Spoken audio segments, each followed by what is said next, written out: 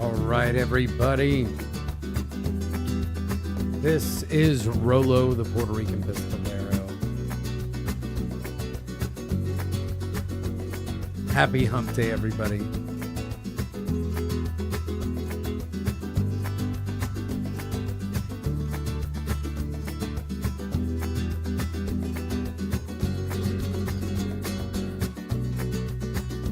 All right, let's finish the music right there. Hello, everybody. This is Rolo, the Puerto Rican pistolero, coming to you live from beautiful. I still have that black and white sepia tone from the other night. You know what? That was the intro thing. Let's just leave it. It's a look for this week. Plus, that's how we're feeling. I finished my day job literally like 30 minutes ago. It's been a ridiculous week at work. It was a little bit slow for a while,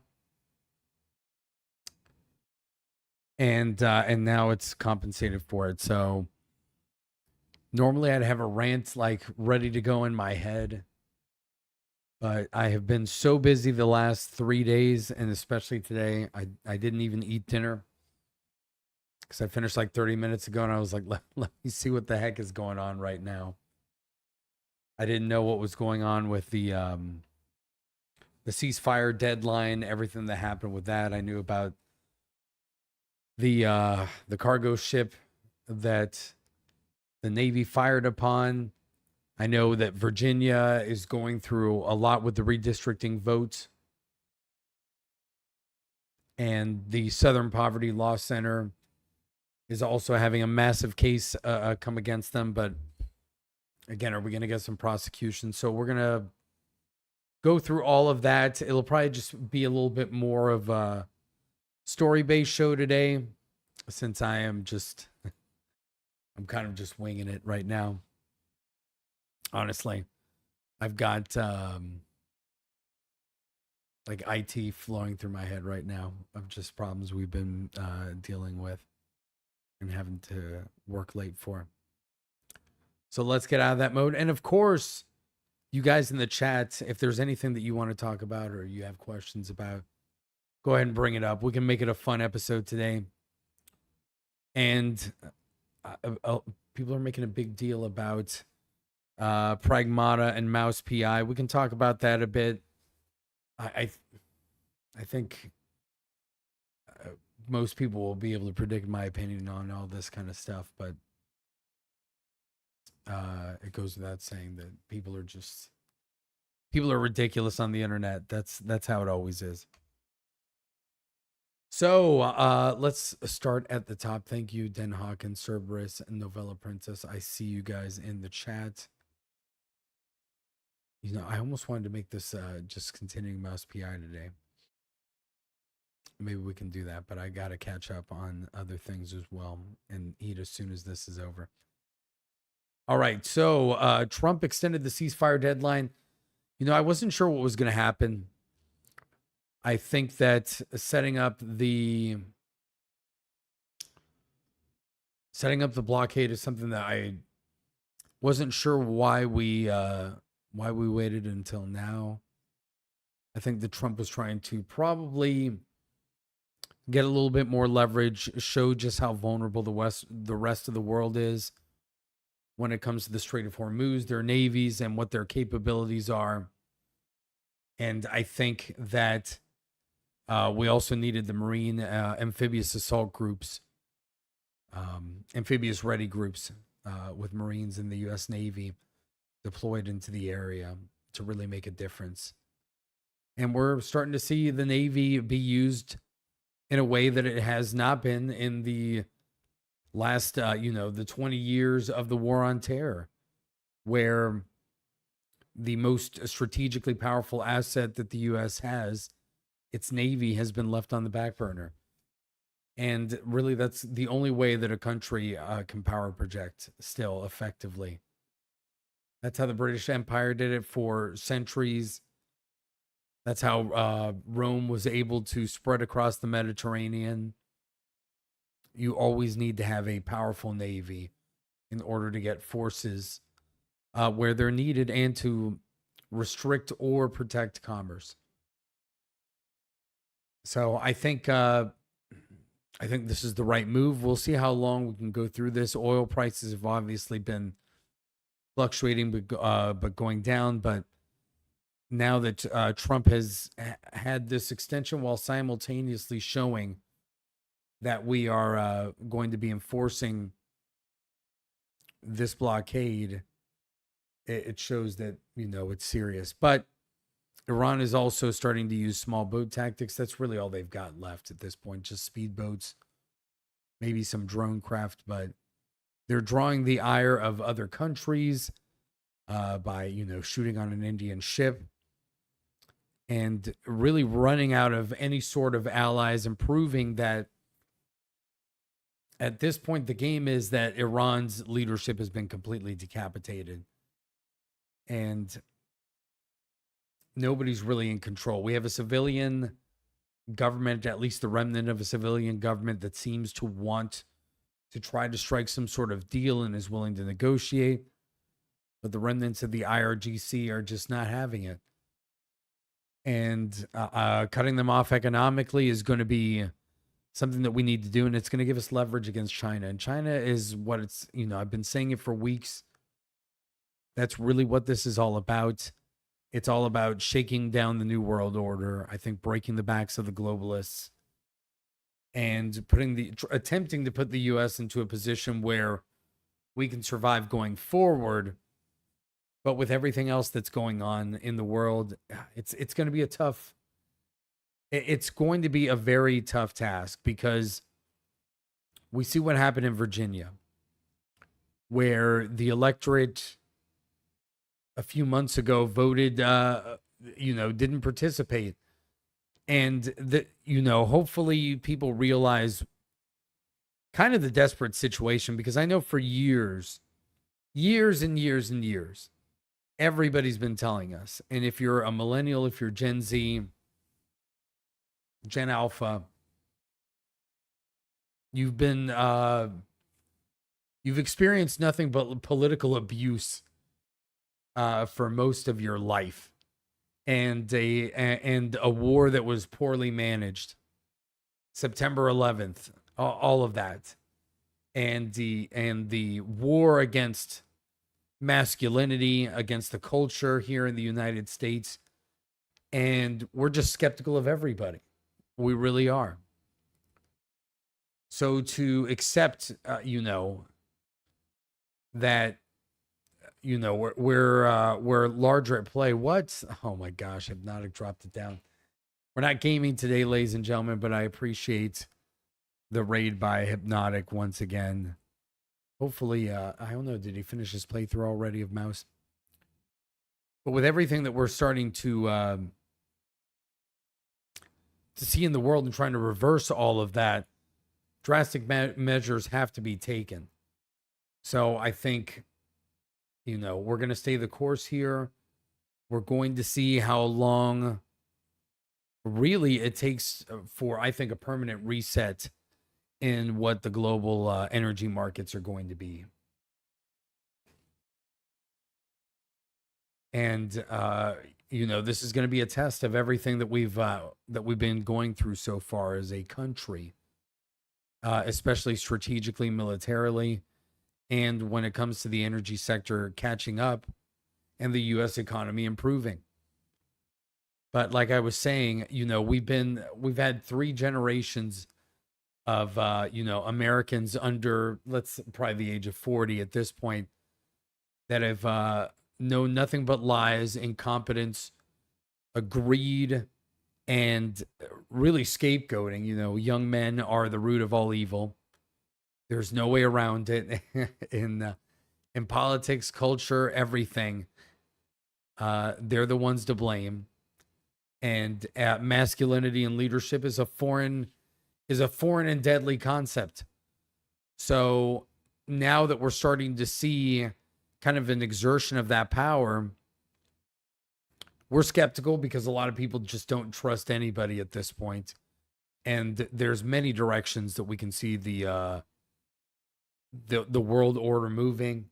But I think look, it's obvious that the powers that be that pushed, you know, MAGA and all of these movements together to create a coalition 2 years ago, and that's been fighting the culture war for even longer than that. How's it go? Hey, Hypnotic, what's up, man? Thanks for the raid. I appreciate you, brother. Good to see you in the chat. Hope everything's been going great with you. We got to get you, we got to play something together again. Doesn't have to be Fortnite. It can be something else. We got to figure it out. But thanks for stopping by, man. Then Hawken, I did hear the Secretary of the Navy did drop out. Hung Kao, which you can't make that name up, is going to be the new Secretary of the Navy. He should be a good choice. But it'll be interesting to see where that story goes as well. I don't know if that has to do with some sort of, you know, palace intrigue. If there was, you know, maybe he just had other obligations. But it's always weird when something like that happens. And we know, look, Trump got rid of Bondi. He's been shifting certain positions within the cabinet, and you've been seeing turmoil within, you know, some of the flag staff at the Pentagon. So I don't know if that's going to be all a part of that, and I'm sure that we're going to find out at some point. So somebody will write a book. Inevitably, there'll be rumors on X, all of this stuff going back and forth. Sometimes I wonder if some of this is just on purpose to try to create some counter narrative for the administration to go against, or to cause so much confusion that our political enemies just don't know what's up, and the media goes crazy about it. Makes Trump look like some madman, and then it's hiding the greater plot and intrigue. Maybe that's just what I want to believe at this point, because you don't. As much as I'm cynical and I'm historically a catastrophist when it comes to this kind of stuff, I still want to believe that there's a chance, because you never want to get to the point where, I mean, you don't want to be in the world when all hope is lost, right? It's not going to be a good time. So, well, we got to give credit right here. All right, so Trump extends the ceasefire deadline. This is the official news right here. For the first time since the launch of Operation Epic Fury on February 28th, an Iranian-linked vessel was interdicted in the Indo-Pacific Command region. The Pentagon confirmed to the war zone. So this was actually the first engagement in 40 years. Yeah, you don't want a black pill. So that's why we have to keep track of all this stuff. We have to know where it's going to go. And to a certain extent, look, a lot of issues are out of our control. So when it comes to the geopolitical stuff anyway, I think what Virginia shows that we do have some control over this. And when you cede any small margin of control in trying to make a political point when the margins are so thin, you got to make a choice. And abstention, as much as I wish we could punish the GOP more effectively, there's nothing that we can work with in the short amount of time that we have. I think that even for a lot of people where, you look, I'm critical of Trump as anybody else. I'm not a sycophant. But I also believe, like, look, we won in 2024. We got 4 years to try to right the ship and figure this out. And we've been going against the literal forces of darkness for decades. They've been dismantling everything. And I don't think Trump himself is a psyop, because it would be a really complex and crazy thing. So I don't think he's in some sort of, it's like like part of the cabal or anything like that. Obviously, he's his own worst enemy sometimes. But there's no doubt that there's a strategy going on here. And the strategy is trying to dismantle pretty much everybody that has been trying to destroy the United States over the last decades. the New World Order, if you want to call it that, with the globalists, the left, the Islamo-fascists, and China. Those are all forces that are trying to destroy the United States. And, you know, everything in between, right? Every government that benefits from the United States, from foreign aid, military aid, anything like that. Even countries that we thought were our allies, you know, countries that they are helping us, but they've got their own fish to fry. And if we can help them out, they're going to take advantage of it as well. And that's all part of it, right? You're fighting a million battles at once, trying to counter multiple enemies and dealing with your own politicians, most of whom are corrupt. But again, like I've been emphasizing, there's one party that's essentially evil here, and the other one is corrupt, feckless, weak, all of the above, part of it. So that's what we're working with. Anyway, the USS Bruins was the first ship to actually use its fire its gun in anger in 38 years. So this was the interdiction that took place the other day in the Gulf. And they do have a video of it right here. I honestly don't think you can see that much when the gun is firing. You can hear it. Motor Vessel Tosca. Motor Vessel Tosca. Vacate your engine room. Vacate your engine room. We're prepared to subject you to disabling fire. Okay, we gave the flare. Now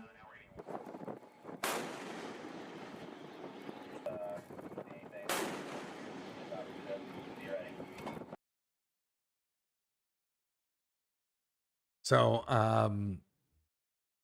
they were able to, the Navy was able to interdict that ship, disable it, use helicopters. And, you know, it's the first time that we've seen something like that in decades. And ironically, the last time that we did it was also against the Iranians during a project or Operation Praying Mantis.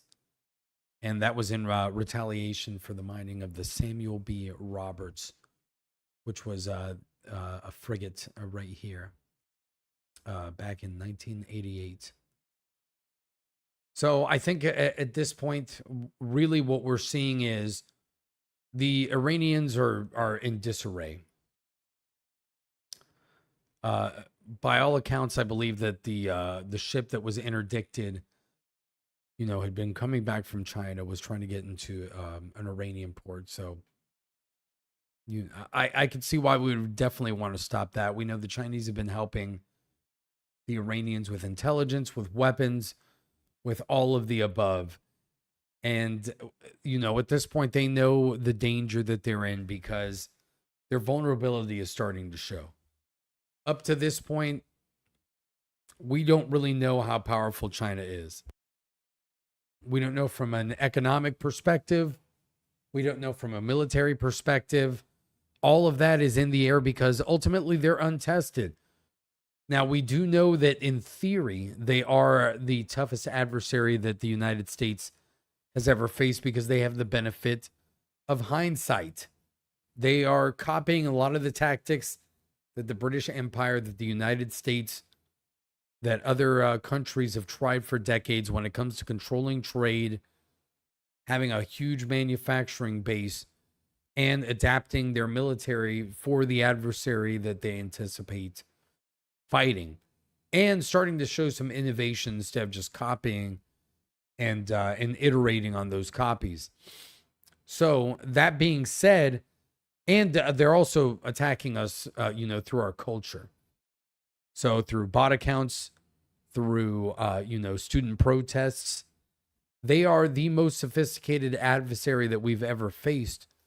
And when we go and look at the strategic moves that have been taking place here over the last few weeks, then, you know, it's obvious that we're playing a game against them and everybody else. Now, I think on the domestic front, unfortunately, that's where this entire campaign is at risk. It's all dependent on how quickly can we resolve, how quickly can we pump more of our own oil, more of Venezuela's oil, and then try to resolve things in the Strait of Hormuz. If we can't, and Trump ends up trying to destroy all of Iran's infrastructure when it comes to Karg Island and the like, whether we try to, take it over, I think it's more likely that we would just destroy everything once the supply lines are shifted.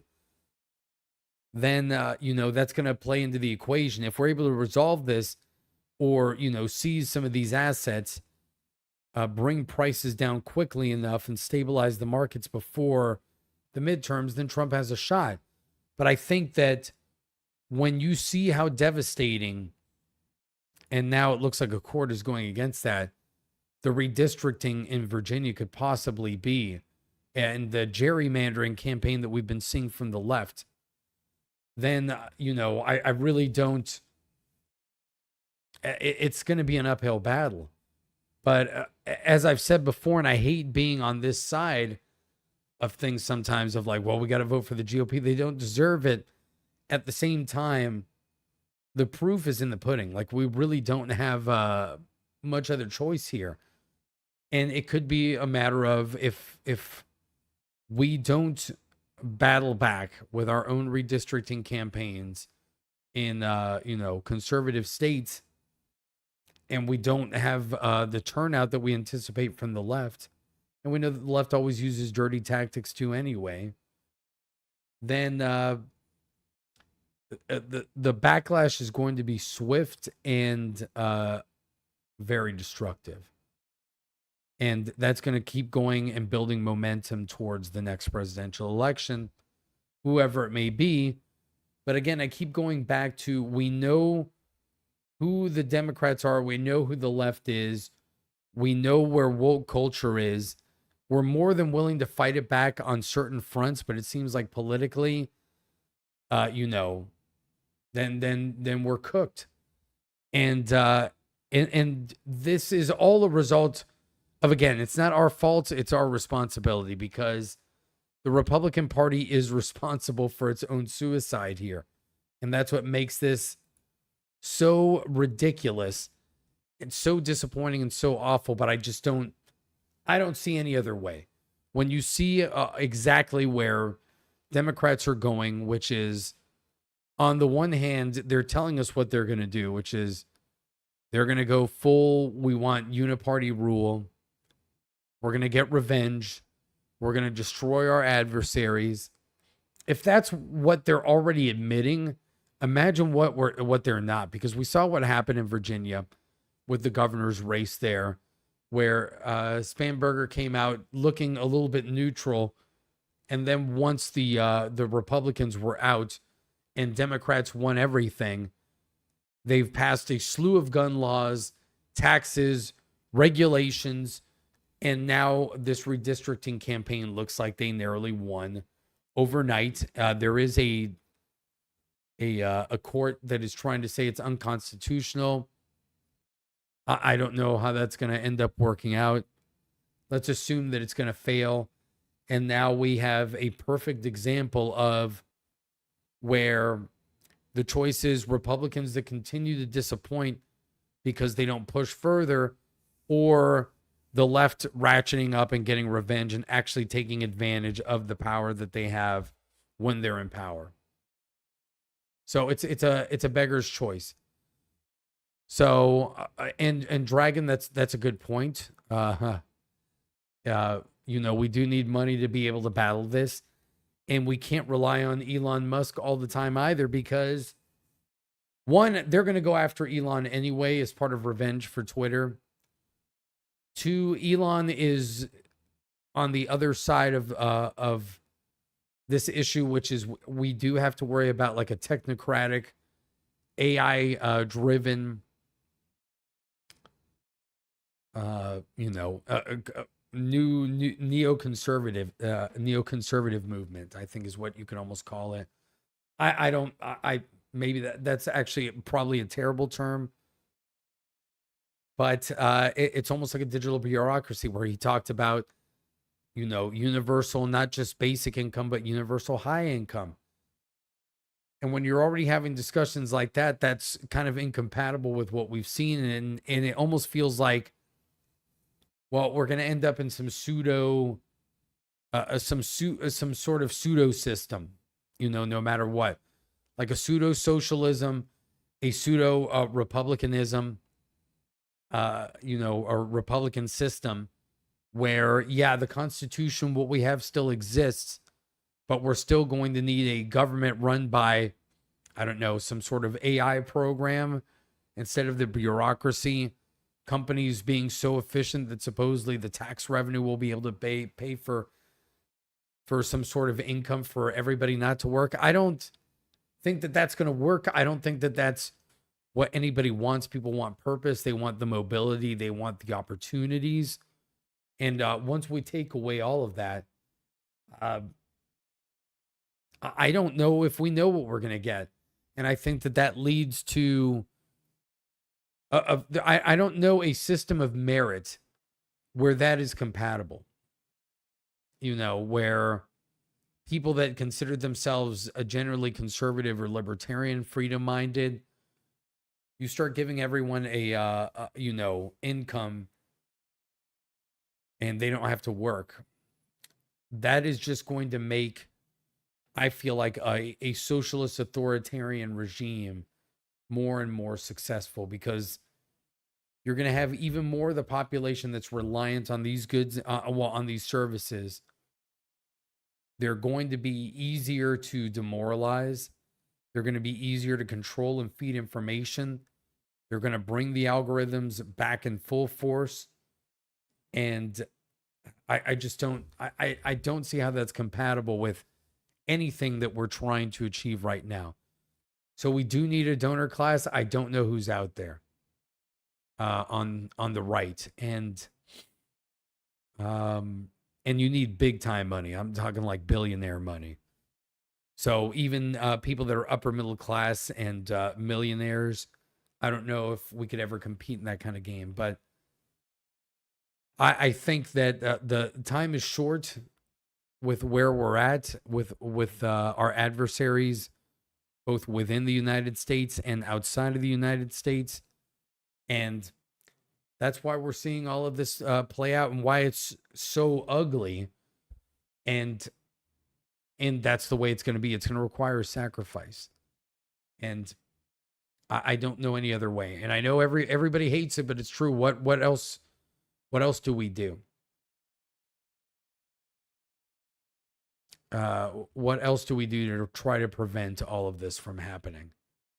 I don't know. And it gets worse every time. I mean, they never stop. They're incessant. Look at even the social issues that we're dealing with right now with Pragmata and talking about fatherhood and the split, even within our own quote unquote side and all this.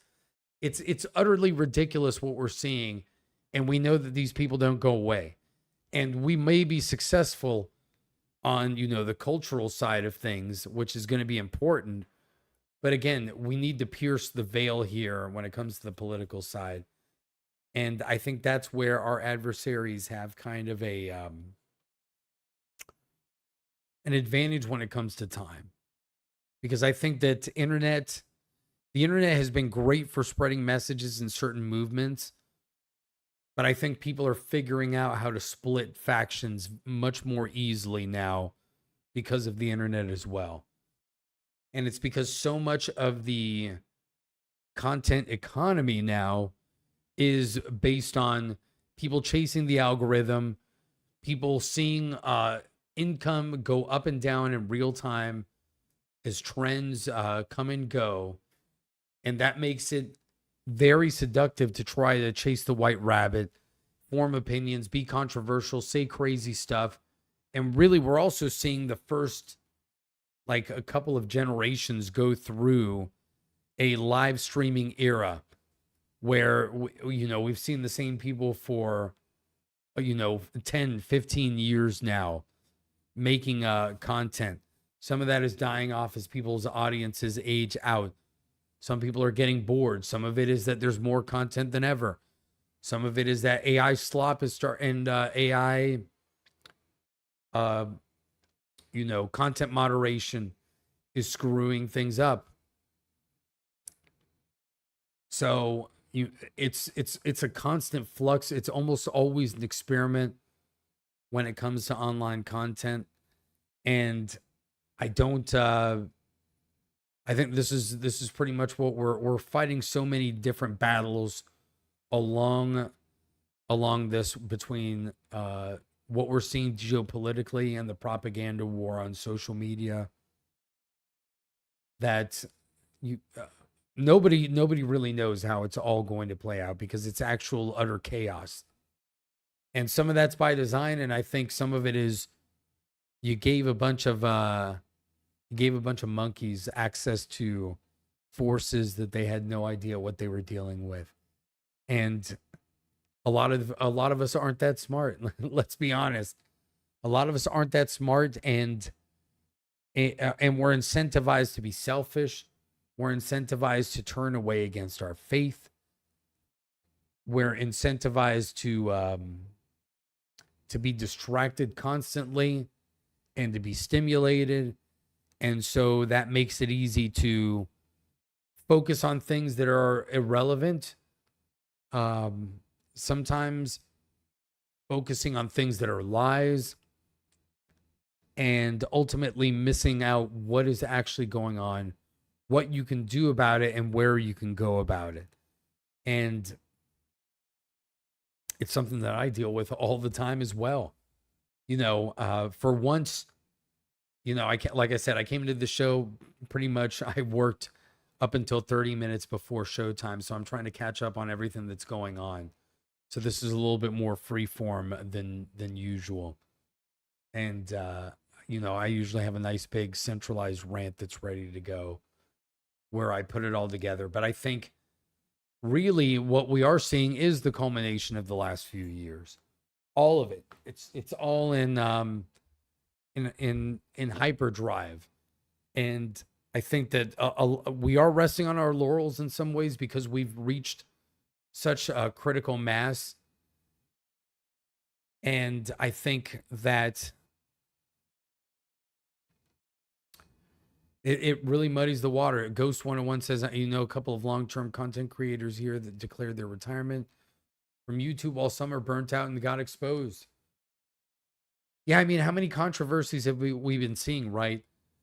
We've been seeing the saga with the quartering. I only know a little bit about that. I saw some of the videos that, man, it seems like everybody made like a reaction video about that, and that's crazy. But I mean, I'm not surprised by anybody. I can't really say I can't say, wow, man, the quartering. I'm not surprised by that. It's at this point, you can tell me that about anybody, and even people that I've known for years and cared about. But unless you're working with somebody like all the time, like in the same studio, like if you're maybe in one of those, like a content house or something like that, then you can see how everybody is, or you were friends with people for a long time. You never really know. You never really know. And even in the talk show space, see, look, Candace has always been a grifter, but that's just gone through pure trauma.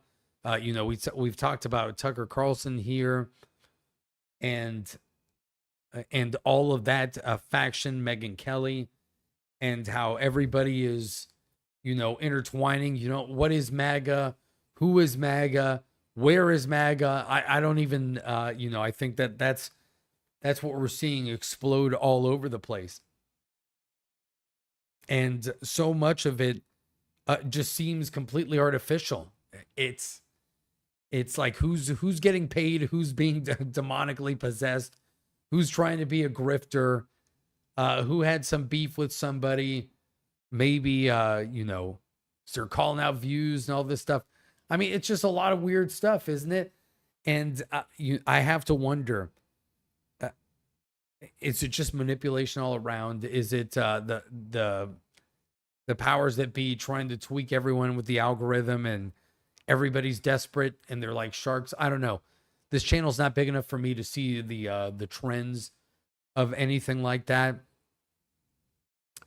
So I can't say if I've seen anything like that, and I haven't been part of a big channel like G&G in a few years.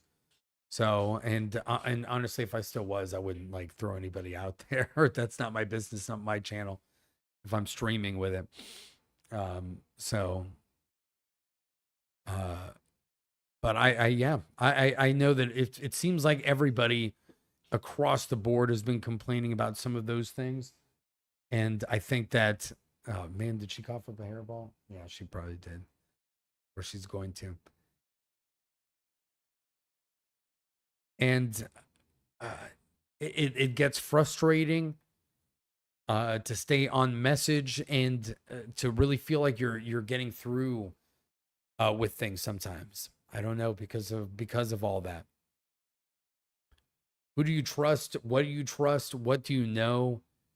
And that's why you've got to have at least some sort of moral compass to guide you through this. Go with gut instinct and just go by logic a lot of times. Now, when it comes to the entertainment space, that's a little bit easier because we can stand on moral principles, right? You know, being anti-woke, not taking a victim mentality, pushing back against the all the LGBTQ stuff, pushing it back against weirdos, making fun of men for wanting to have families. I mean, God forbid that the society starts resetting towards a lot of traditional values and yearning for that, and then everybody starts freaking out. I don't know. Maybe it could be that we're finally fighting back against decades of all this bullshit trying to destroy our society and any sort of semblance of a resistance out there. And it's, you know, it's all a reflection of what we're seeing at every level. All of these battles, they really are.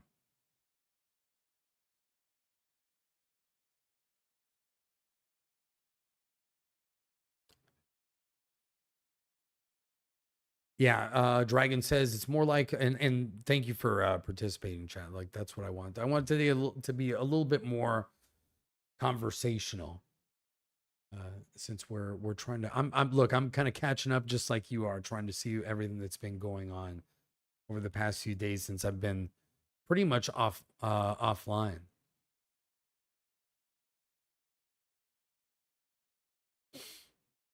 I know that one or the other, we have seen a ceasefire between Israel and Lebanon. I think that's all part of the greater, you know, conflict here with Iran.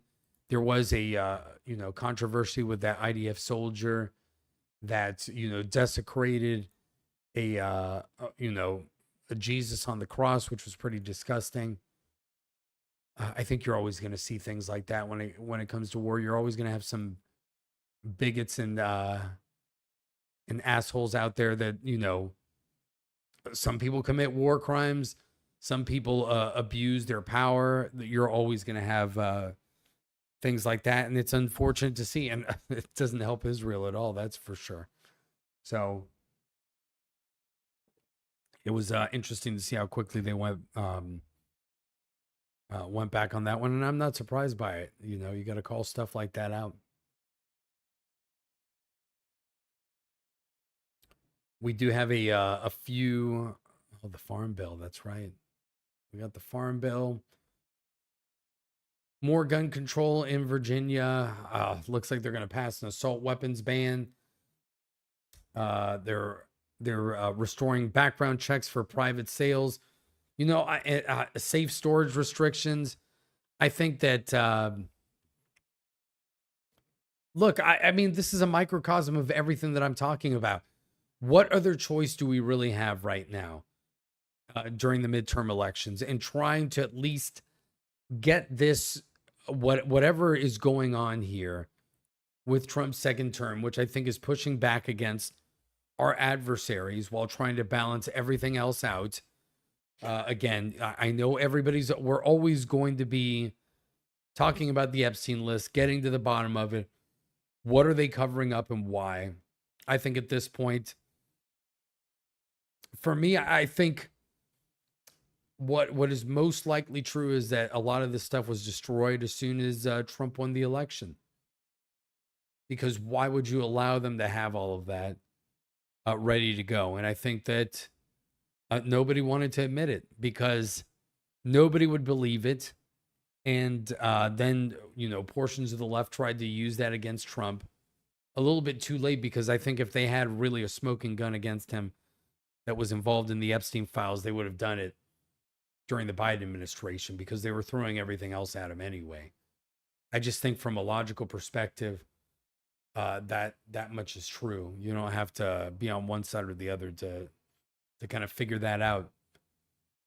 And again, I think Trump's handling of it was stupid, and he's always his own worst enemy when it comes to trying to explain things. He's got some good messengers on his team, but he himself bungles a lot of that stuff. Bondi was just an absolute debacle in that entire situation. She totally killed him.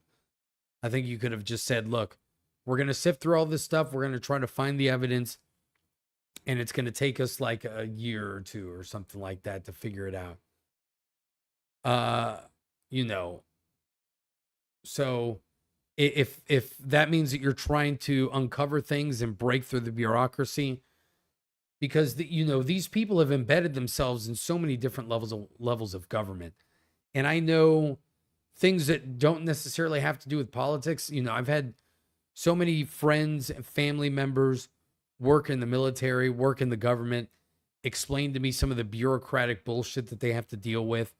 And a lot of it is political. And, it could be left-right politics. It could be woke bullshit. But some of it is just greed and incompetence. And the vast majority of it seems to be really that greed to remain in power. And it's not because they necessarily have any other political ideology other than government power and more government regulation. So that would obviously go towards the more communistic, authoritarian side of things, socialistic. But I think everybody wants all of that in the government. When you see the levels of money that you're dealing with all the time, there's going to be fraud at every level. So I think that, this is something that we're going to uncover. Doge was the first shot across the bow. We saw how much fraud was there.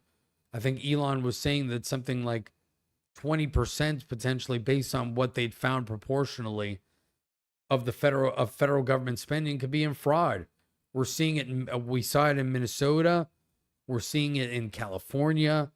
As we investigate more, we're going to see that it's everywhere across this country, potentially hundreds of billions and maybe trillions of dollars that have been wasted and, used to enrich the political class, corporations, illegal aliens, and who God knows what throughout the entire world, undermining ourselves too. So a lot of this money's probably going towards the very propaganda campaigns that foreign governments are using to try to undermine us and demoralize us. So unless you're totally black-pilled, which I know some people are, but if you are, see, here's the problem when you start getting black-pilled and a little bit nihilistic. It's like, well, what are you going to do? And I get frustrated because I know a lot of people that are black-pilled that haven't even prepared for that inevitability. So it's like, what, you're just going to wait to get beaten, you're like, it's over, I give up, or we're not going to win. There's no point in participating. There's no point in voting. There's no point in having faith in anything. All of this, totally nihilistic approach. But then you've also not prepared for that inevitability. It's like, how can you not be a prepper if this is truly what you believe? And now there are a lot of you that, and myself included, that have gotten prepared for that. But I think that, we're seeing so much of this. And it's obvious who is trying to do this, what side they're on mostly. And it just keeps pointing to, you got to vote for the GOP. Right now, it's basically a prevent defense. And then, yes, people that believe, that are legit, need to try to run for office. And yes, we've got to try to make money in order to influence a lot of these political movements, and to try to build an apparatus against left-wing Islamofascism, gay race communism, and China as possible. There's really going to be no other way, because they're trying to invade us, dilute our votes, spread demonic culture, as we've been seeing. Europe is being infested by Islam everywhere, and those governments have gone woke. We're seeing that they keep fighting. The EU keeps fighting for censorship, pushing their agenda, importing more and more immigrants, and just diluting everything. And they're feckless and unable to defend themselves. They don't have any energy reserves that they're willing to use. And their militaries have fallen apart. We're the ones who've been mostly sustaining all of their defense, taking care of Ukraine, now taking care of everything that's going on in Iran. We've shown how we've unilaterally been able to fight a lot of these battles. Israel, whether we like them or not, it actually has skin in the game, and they've been assisting in a lot of these things. We just have to watch them, because we know that, unlike other countries, when Israel wants to do something, they'll actually try to finish the job. Maybe everybody's just pissed because we're all angry at our own fecklessness, because we know that in the West, we've forgotten how to finish the job and do things right. And then Israel's just like, I don't really care if we're going to piss you guys off. We're going to do this, and we're going to annihilate our enemies. And, whether you like it or not, because you people can't seem to figure out how to do this. So I think that's just a lot of what we're dealing with and what we're seeing here. And I don't know. I think we have to be realistic about this. This has come down to, I've always said that years ago, I was able to speak at the U.S. Concealed Carry Association conference in Fort Worth. And my former co-host and I gave a presentation on, everybody assumed, oh yeah, look, these guys are, they're Hispanic.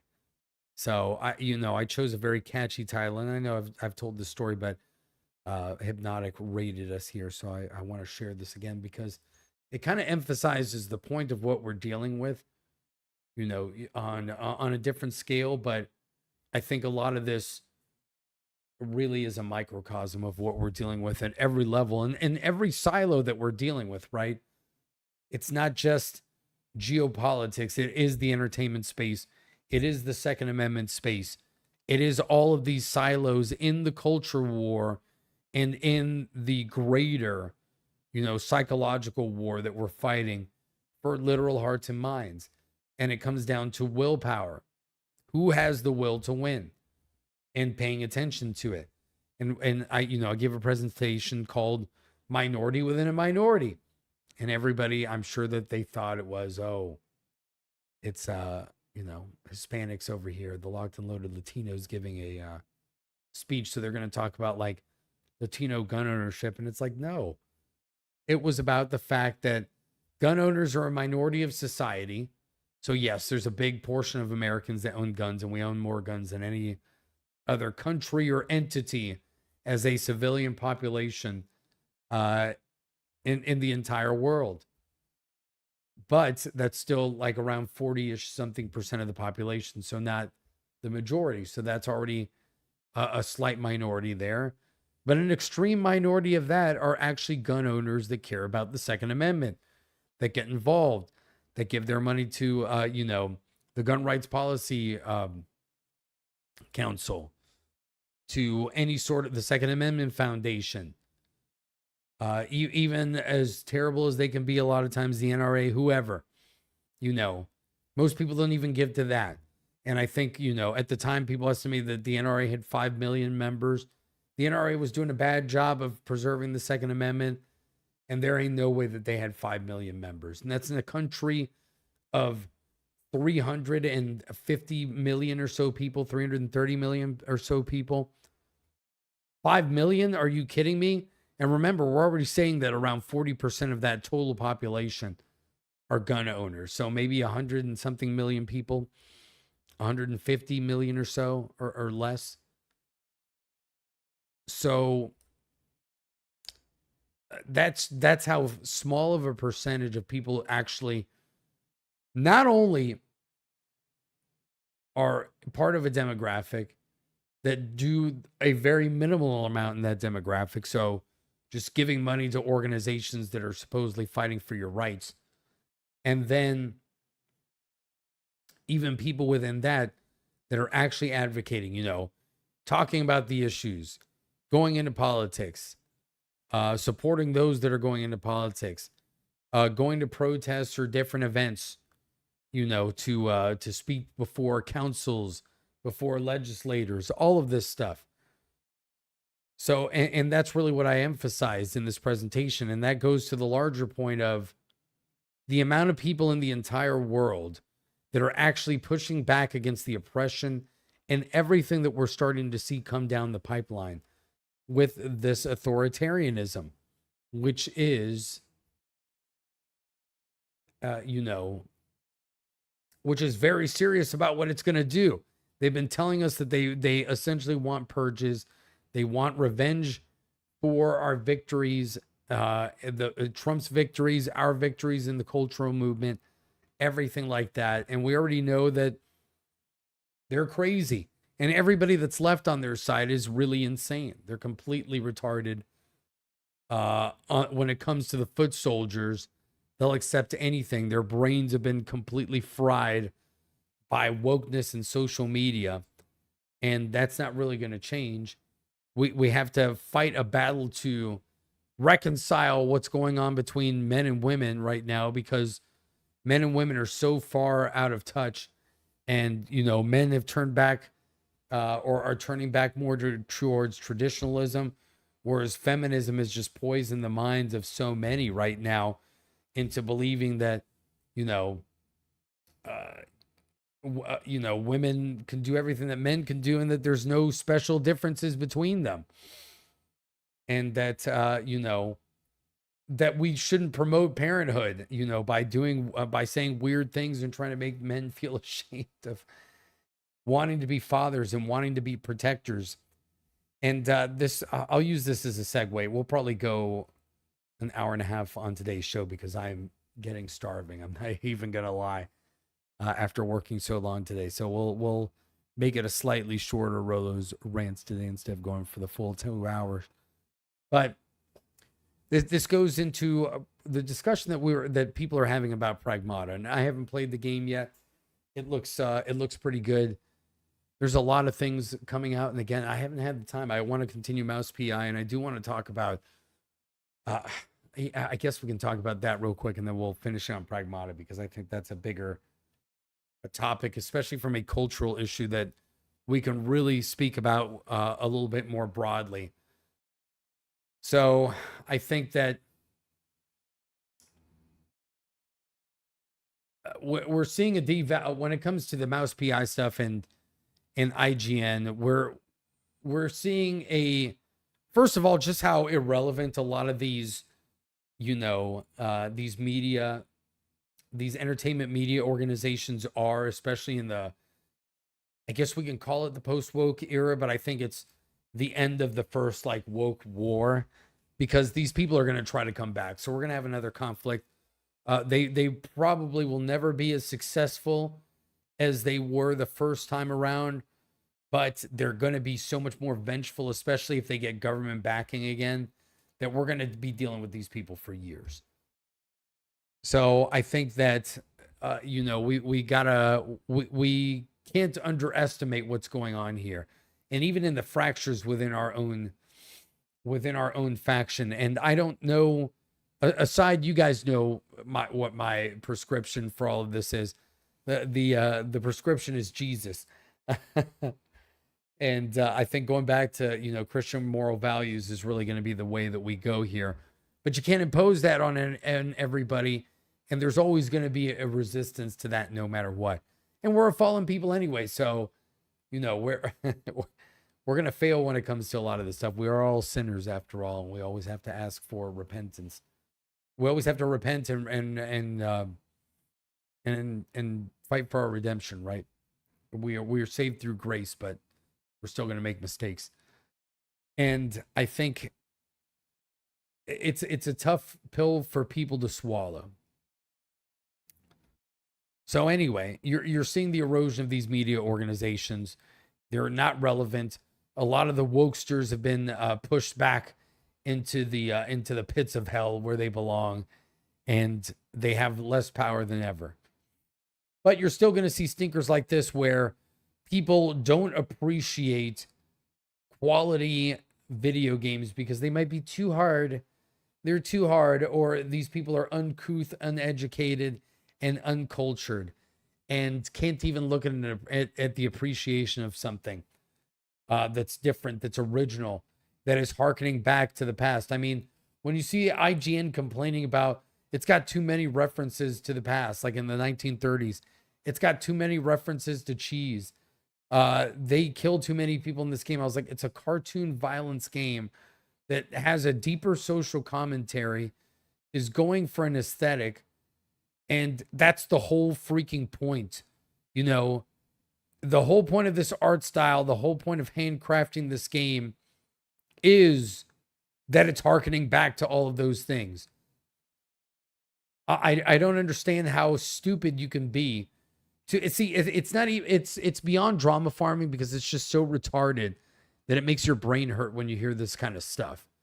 And I think this is what all they've got left, right? To try to stir up some controversy. The good thing is that clearly the players have spoken.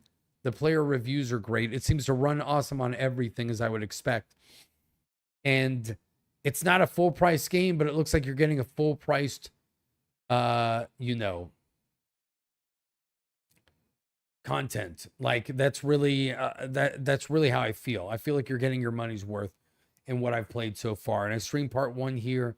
I've got to see when I can squeeze part 2. Again, I've just been so busy lately that I'm now like fighting for every chance that I get of my personal time of going out and touching grass in the rural world, living in the amazing island of Puerto Rico, and having awesome weather, even when people are still dealing with some crazy stuff in April up north.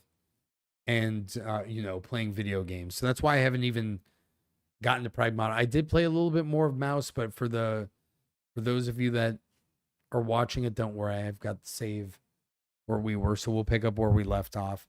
Maybe if I end up doing nothing on Saturday, if it rains, like it's wont to do here a lot of times, I'll do a super long stream where we try to bang out most of the game. And I know that a lot of you came over from Hypnotic Stream, so don't spoil it for me. But if you've been enjoying it, let me know, because I'm looking forward to finishing that one. But when it comes to Pragmata, I'm sure that most of you already know the story. Everybody's been talking about it this week. So, I'm coming into the party here pretty much in the middle of it. So I think that, I don't think I'm going to say anything that's too new here other than me catching up. I'm sure that I haven't seen everyone's opinions on it yet, but I can guess where most people are falling onto this. So Pragmata is a science fiction game. For those of you that don't know, I know a lot of you watch for the news portion and don't play video games, or hear from the Second Amendment days and stuff. It's a third person, action game, shooter, in the science fiction genre, made by Capcom. And you play with, as you have a male protagonist. He's pretty much a space marine type of character. And he runs into a companion that's a young girl who ends up being an android, and their the relationship that they have as they battle their way through the game. And it takes on a very like a father-daughter type of relationship. But it's interesting. So I think it's obvious. It's been obvious throughout all of history, especially gaming, that all of this is based on the hero's journey and the male desire for male desire to do what's right and to help others. Isn't that the core of what most video games and a lot of stories really are? It's you've got a protagonist, you have a hero. It's typically the dude, because men throughout all of history have been the ones that typically go to war. We're the stronger ones physically, and we're the expendable sex, right? Like men can go die so that the women can have children, rear them up, and and carry on the bloodline. And ultimately, with hypergamy, women can go off and meet other men if their man dies, for better or for worse. Like that's kind of how it's always been, right? So anyway, we love being the hero. So I don't see why people are weirded out by any of this. And this is just more of, first of all, it was the woke coming out of their crevices in Reddit, trying to say that anybody that any dude that plays this game and that likes it, and likes the dynamics between the two characters is a PDF. And that's just utterly preposterous. God forbid that you have a positive outlook of a relationship here. And I don't even remember, like, did people people didn't bring this up when you had Kratos and Atreus and their relationship. And I think, that's the most recent example that we can go back to. And I think that because we've been dealing with all of this woke feminism propaganda for so long now, anytime that we see positive masculinity portrayed in a positive light, and seeing the importance and the personal dynamics between a father and his children. And I think this is where we have two examples. Again, I have to play Pragmata myself to see, how deep the relationship is between the characters here, other than, or if it's just like, man, this is just adorable, right? Like, it's great to see. It's just cute to see that dynamic, because I've got my cousin's daughter. She's melted my heart. You guys have heard her on the stream sometimes, because my uncle's her grandfather, and she pops in on the stream sometimes. Ella, you hear her voice in the background.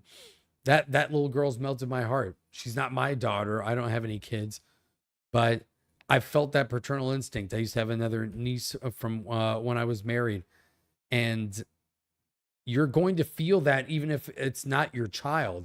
Now, men and women are going to have different reactions in the wild to children, right? Like, women, if they see somebody with a baby, they're going to be like, oh my God, I want to hold the baby, or look how cute, and all this stuff. Men don't react in that same way. I think, but you can see how great, people are with kids, right? If you have nieces or nephews or anything like that, a lot of us instantly feel that protective spirit. And even if we've got close friends that have their kids, because you want to make sure that they're okay. And if they're your close friends, you understand, and especially family, the example that you, even if they're not your children, and trying to be positive. And I think especially now, as more and more men have that desire to have families again, to have those, the traditional model again, and we crave for it, and we're going back to the church and finding our faith again, and trying to be leaders in the way that the generations before us failed and turned away from. There's going to be a backlash, and a lot of people don't understand it, and they're weirded out by it. And so it started with the left being agitators, because they just hate anything that shows masculinity in a positive light, or that gives men any sort of hope, right? Like, oh yeah, here we go. They just hate anything, paternalistic, masculine, and family oriented. They hate all of it. And it's ironic, because it's weird, isn't it? For years we heard a lot of people say, oh man, you need to show your feelings more. You need to do all of this, and that, all that type of bullshit to try to, turn you into a sort of complacent beta that will just toe the line of feminism and then make you, totally ballless and all this stuff. But, now when we have an emotional reaction, but it's not the one that they want, where we feel protection, where we feel anger, or we feel this desire to like, be watchful, or even, hey, it is an emotional response. Like, right, we want to have families now. We want to have children. We want to raise those kids. We'd love to find a good woman to, share that life with, have those values, and somebody that you can actually trust, and somebody that has respect for you and that you can lead, and build that family with, and then build more than one family going generations, and, build the wealth, build the faith that stands up against a lot of the evils that we're seeing in the world today. First of all, they don't want any of that stuff. Well, first of all, a lot of these people are miserable and they know they'll never have any of that. So that's why they've turned to this. It's jealousy. And other people are just weird grifters, right? I think there's also this strange there's a strange dichotomy here in the culture where I think Mary Morgan's comments kind of like goes into this a little bit more. Somebody mentioned Mike. Let's see what Mike said here, because I saw that a little bit too about what Mike said. Epic Mike, for those that don't know who I'm talking about, which you should.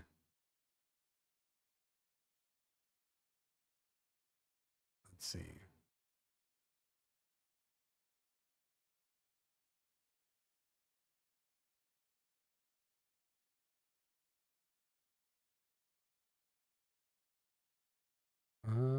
Man, I missed where did that one go?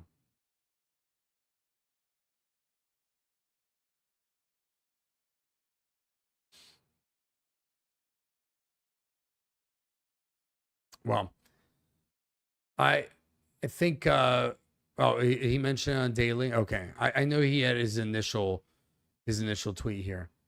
Correct intent. If a man defending that bullshit is wild.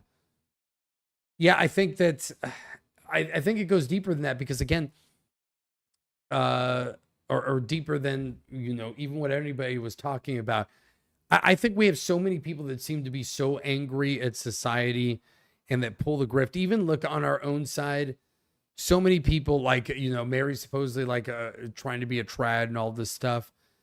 And I think everybody online, especially when you get to a certain size, and even when you get to when you've been raised in all of this, I've known a lot of women that are generally conservative, but feminism still like creeps into there. And because online culture with like, look, there are some truisms, right? There's some weirdos on the internet too. There are a lot of dudes that are simps that put these women on a pedestal, that treat them a certain way, and they're very strange. There are things that I've seen firsthand from female streamers that I've known and worked with, where they've got people that stalk them, that send them messages, that do all this stuff. And some of the women aren't innocent in things either. How many female streamers do we see that are trying to take advantage of simps, like the biggest ones out there, that do certain things? They manipulate their audience and to try to get more money, fame, clout, etc. So I think all of this stuff jacks people's opinions of everything up, skews it all, gives some people big heads, puts people in echo chambers, and also, again, pushes them to say things that are outrageous just to try to get clips or just create controversy. And I think that that's a lot of what we're starting to see here. And it's, again, like, I just don't, I don't even know anymore. I don't even know anymore. And look, it is easy, again, even talking about politics, talking about this stuff, it's easy to get blackpilled. Oh man, if you go down red pill culture and dating life, man, that would be another show in and of itself. That's not a show that I want to That's not a podcast that I want to do. But dude, I've gone down that rabbit hole so many times, and I've experienced it in my own life in the last few years, that I know the difficulty that people face nowadays with everything that's going on, and how even on our own side, it feels like we get sniped all the time. Like there's a no-win situation when it comes to being a dude on the internet today, or a dude in society. It's very, very, very difficult to navigate through all of it. Online, dealing with people, personal relationships are more difficult than ever. To meet people out there that are genuine, that want to that actually want to build a relationship with you. But everything has gone to like a level of transaction. That's really all there is. And it doesn't even have to be a transaction in the traditional sense, like people think, like you're paying somebody for intercourse or stuff like that. No, it's just everything. Everything. Who can give me what can you do for others? What can they do for you? And there's very little substance, and it goes through every level. And so you can choose to fight in that winner take all world. You can try to go down the old school, or not the old school, the path that they told you, the blue pill beta path. You're not going to be satisfied as a man. The full red pill has gone off the deep end now, because a lot of those guys were prescribed, what they were saying was true, and but now they've turned into their own grift. So you're trying to navigate everything, and especially if you're trying to navigate from the perspective of trying to be a moralistic, decent Christian man, or I say Christian for everything, Catholic, Orthodox, whatever, all the major Christian religions. If you're trying to go down that path of the straight and narrow, first of all, it's tough to find people, because a lot of them are already in good relationships, if that's where they were. And then there's just so much grift in every level, right? People trying to pose as being holier than thou. How many of the like the trad calf chicks have we seen that turned out to be frauds, and a lot of the dudes that end up being frauds, and just everybody just trying to make a buck off of something. We've seen so many of those story arcs go in every single direction. And again, I don't know, it's too difficult to parse through all of it. And I've seen a lot of it myself, firsthand over the years. And so that's why I don't talk about it a lot, because I'm just like, I'm not surprised by anything anymore that I see. I really am not.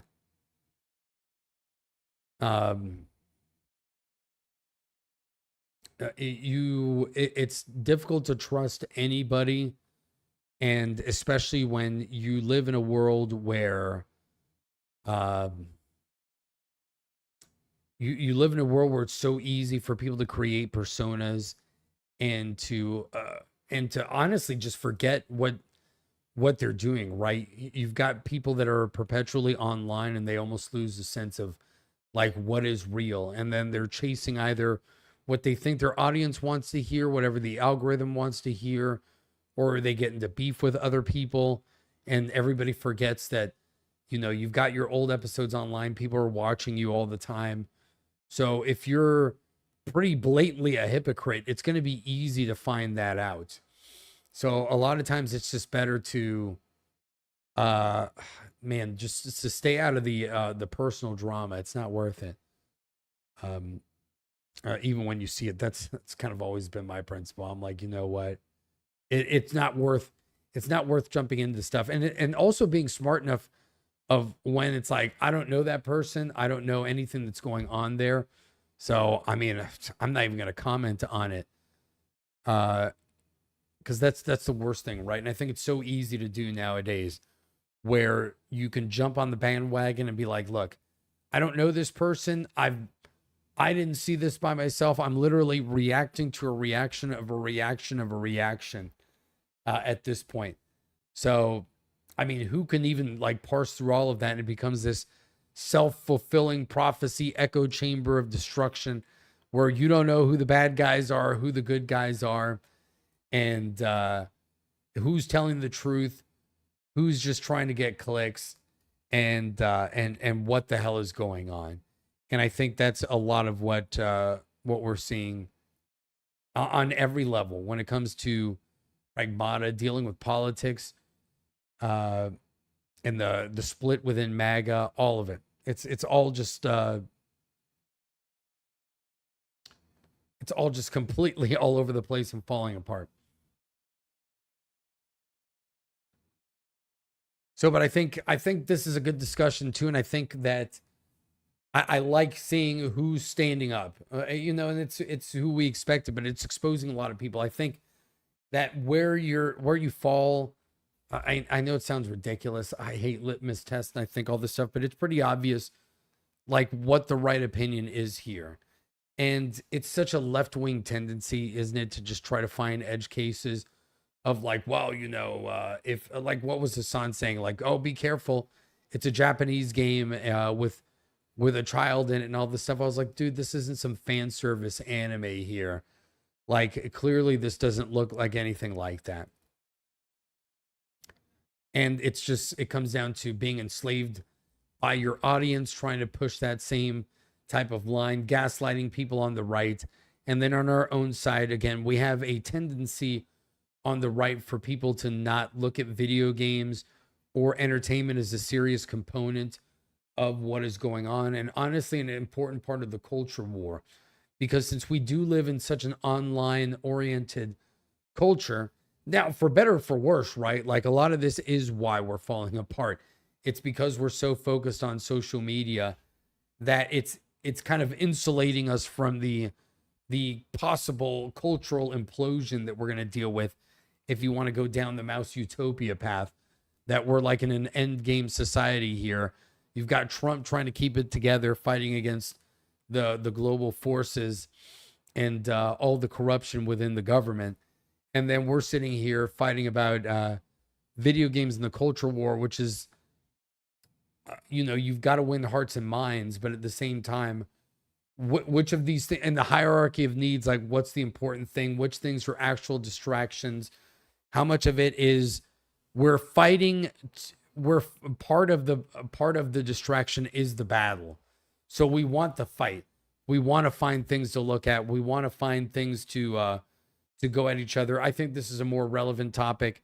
There's other ones where it's like, look, man, we're drawing at straws and we're just getting mad at anything, even if it's halfway decent. And we're just saying like, because this one person said one thing, now it's totally woke and irredeemable. It's like, look, we're not going to become puritanical here like the left either. And we still have to realize that we're not annihilating people like literally here. It's not like we just fought a battle and, it was like 50,000 men on the battlefield and one side ran in a rout and we like took out all their forces or took them prisoner and they don't have an army anymore. This is all like rhetorical battles and battles on the internet. So it's like people disappear. It's not like they're gone forever in this type of stuff. So, and some people will reform and change. I think trying to figure out where the grift is one of the more difficult things, right?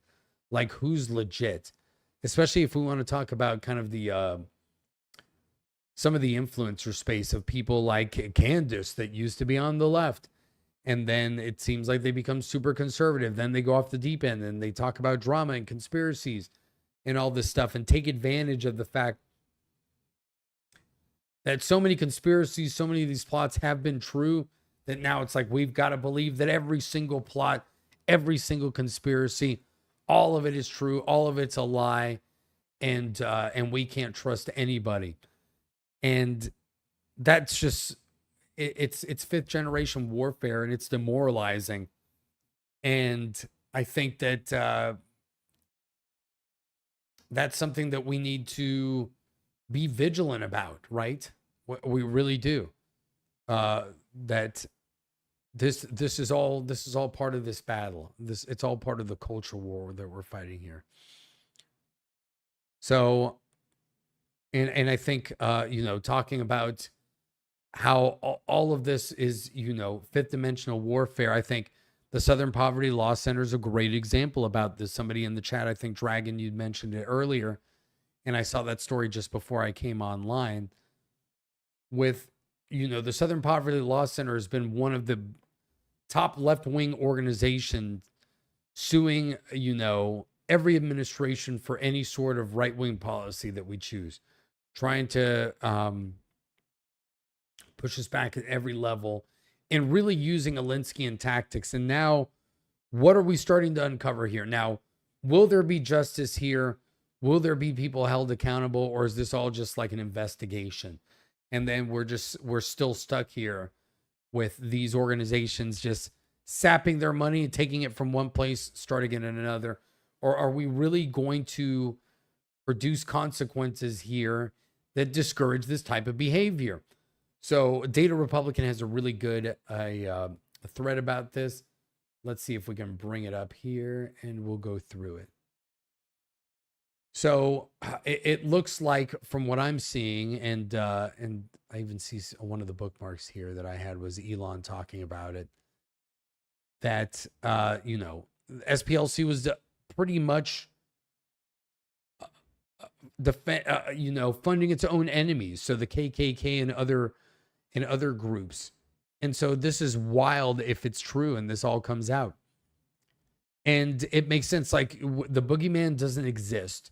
And this has been one of the tendencies of the left, right? They keep talking about there are these right-wing militias. Like, the right is more dangerous than the left. There are right-wing militias waiting to destroy the entire country, bring it into chaos. January 6th, look at that. It was an insurrection. All of this hyperbolic. The riots in Charlottesville. Oh, yes, he said all Nazis are great people. That hoax and everything that's happened. It's all bullshit, and we know it. And now we shouldn't be surprised when we see that the left and these organizations have been funding fake, essentially right-wing movements and exaggerating them and creating the boogeyman so that they have they can solve the problem. It's like a lawyer that causes car accidents on purpose and then comes in ready to do that. Or it's like insurance fraud that we're witnessing, like a chiropractor and a lawyer working together and getting a cut, or, people faking accidents and going after insurance and healthcare fraud from the state to get benefits. It's all the same thing that we're starting to see here, and how everything is incestuous. It's all a rigged game. And these people are committing crimes that need to be punished. So here we go. From Data Republican, she's a great follow on Twitter.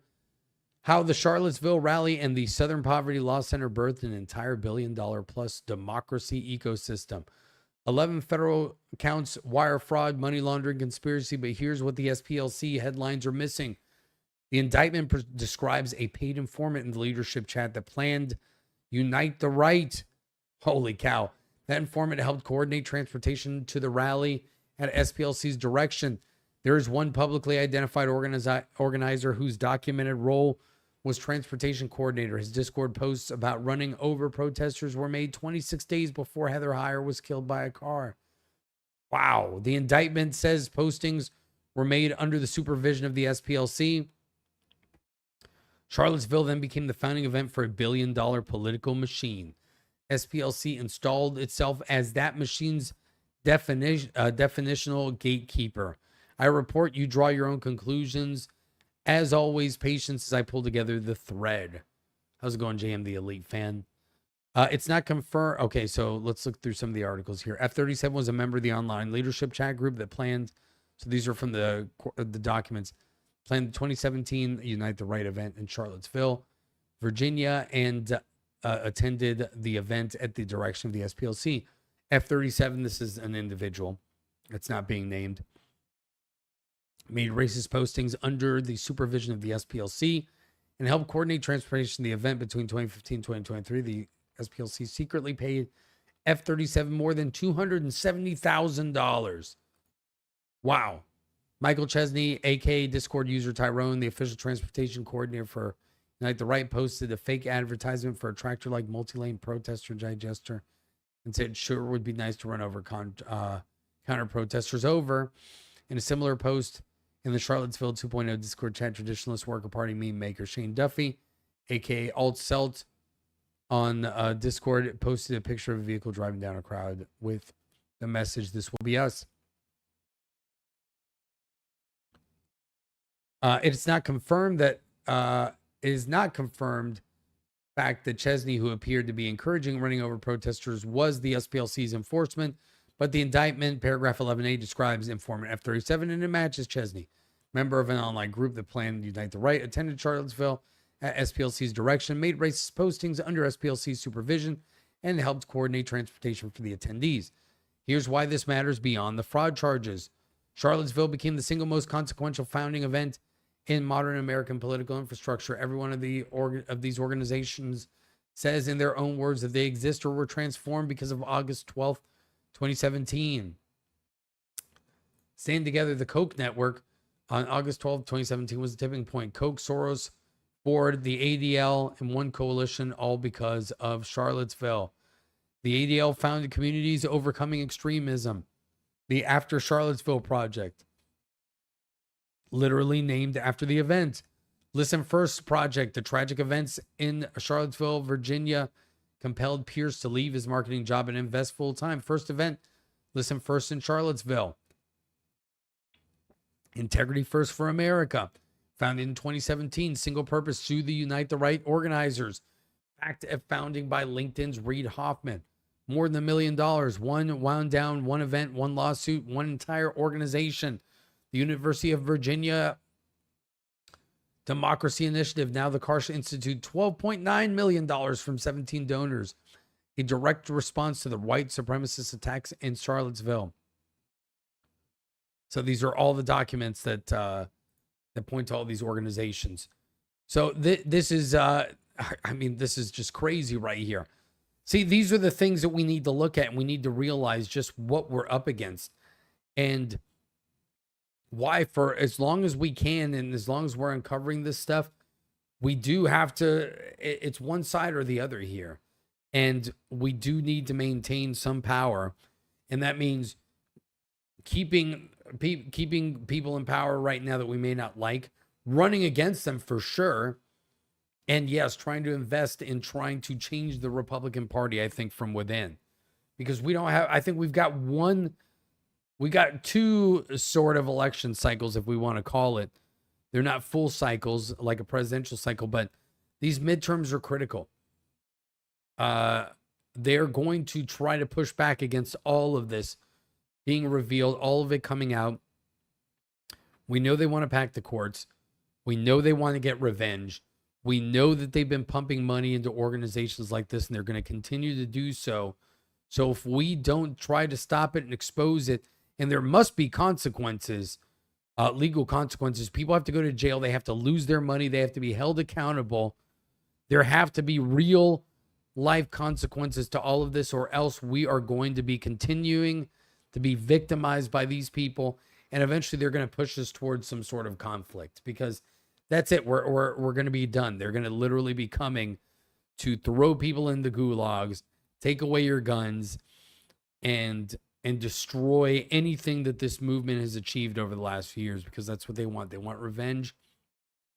They hate us. They've always told us that they hate us, and we need to take them seriously, because even though some of them are very stupid that we see online or that we see protesting, the powers that be know what they're doing, and they've been very effective at putting in the apparatuses that they need, be it through private organizations and money or within the government bureaucracy. And they're not going to stop unless we dismantle it and actually have some teeth to the consequences for all of this.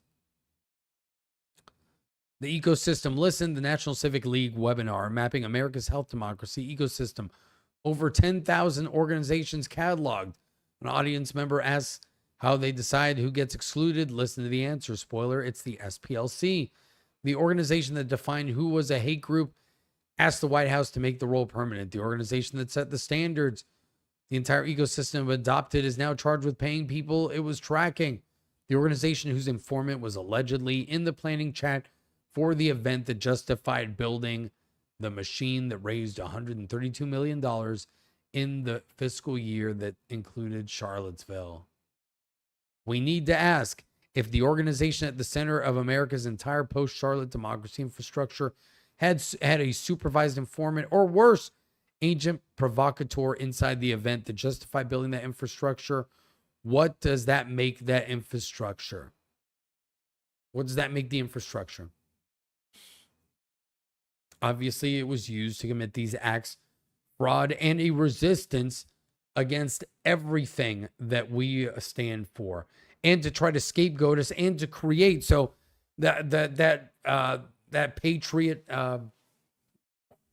protest where they always show all the guys with the American flags and they're all dressed perfectly, and they look like Fed boys running around. That's got to be an op like this. We've seen so much of it. We know that the feds have been involved as well. There's billions of dollars flying around everywhere. This is just the tip of the iceberg. This is why we have to push back against the left, and we can't give up. And I'm going to keep pushing for it. And I'm going to keep getting disappointed by the right, and I'll keep getting shellacked by a lot of people. But I just don't, right now, especially in the next 2 to 4 years, we really have no choice. Because after that, it's probably going to get kinetic. And I think that everybody needs to be prepared for that. All right, so I'm going to finish it at the hour-and-a-half mark today because I did not get to eat any dinner. And I need to do that. And, catch up for lost time here since I've been a workaholic. I will be back tomorrow, and I'm not going to work late. I'm going to get out early. I hope tomorrow. We'll be back with Fortnite with La Familia at 6:30 p.m. Eastern time on this channel. Hopefully Doc will be back again. I know that he was gone for a while. You guys missed him. I've enjoyed the season so far. I think it's been a lot of fun. We've got to do a member stream. Last week, you guys made it rain like crazy. It was the biggest stream that I've ever had as a solo stream, I think, with getting memberships. It's like 70 gifted memberships and 2 people renewed. And it was absolutely wild. The music was going crazy. We've got a new song that we're going to start the streams with, thanks to Den Haken and Novella Princess. And we're never going to forget the Forgotten Man. I've got to finish up and play Mouse at some point. I want to have a member stream as well. It's probably going to be Mario Kart. And we'll see how we divvy that up. I know a lot of the memberships are people that are lurkers or maybe don't watch the channel regularly because that's the nature of gifting subs. So, but it'll be a lot of fun. We'll figure it out. I need to get... we need to get the old man playing Ready or Not as well. There's so many things that we want to do. There's never enough time. And, it's important to stay out in the real world too. Because sometimes we're just too consumed by what we're seeing here in the screen world. And it's deteriorating everything. We got to go touch grass.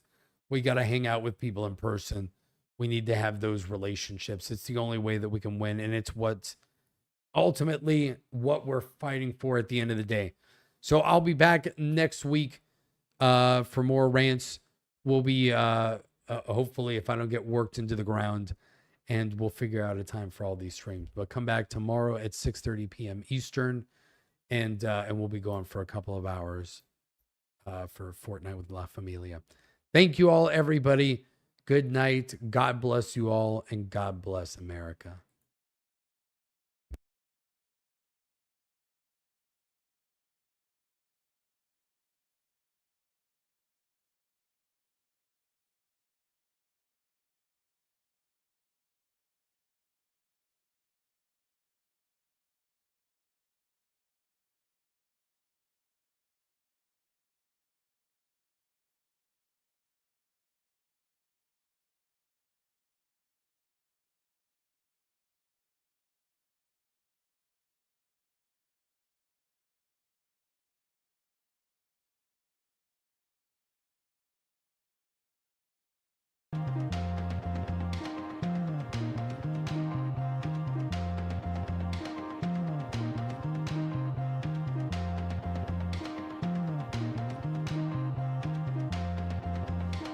unconscious, quiet.